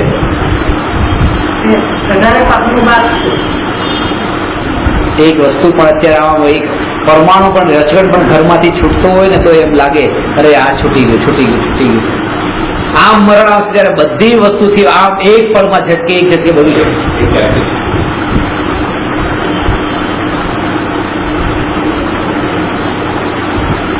એક ચમત્કાર નામનું શો હતો.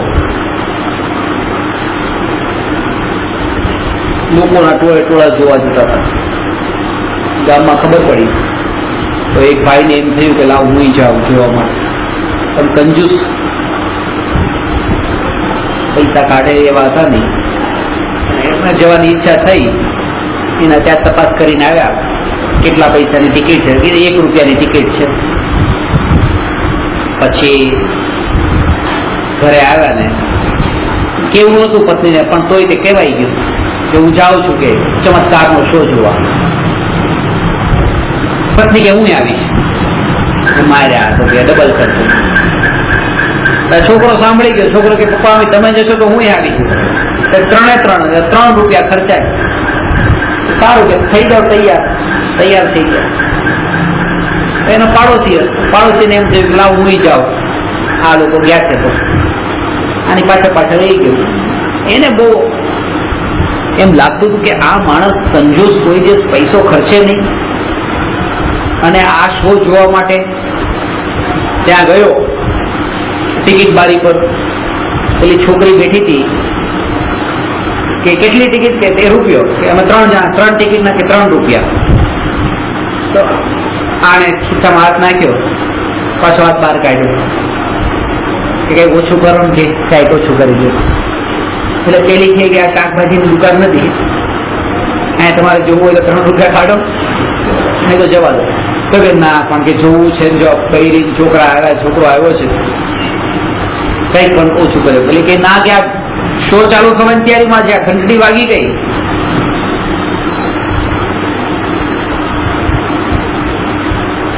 હવે જો તમે કહેતા તો ટિકિટ આપું પણ કે પાછા વિચારવા પડ્યા ને રડવા જ થઈ, આંસુ આવી ગયા આંખમાં. છોકરી કે ટિકિટ બારી બંધ થાય છે, બસ અંદર હાથ નાખ્યો, આમ નતો કાઢો નતો નાખો તો હાથ નાખ્યો, 3 રૂપિયા કાઢ્યા. પછી પેલા એને આપ્યા, લે ટિકિટ લઈ નીકળ્યા. પાછળ એનો પડોશી પછી છોકરી એને પૂછ્યું, બોલો તમારી કેટલી ટિકિટ? કે શેની ટિકિટ? કે આ ચમત્કાર જોવાની.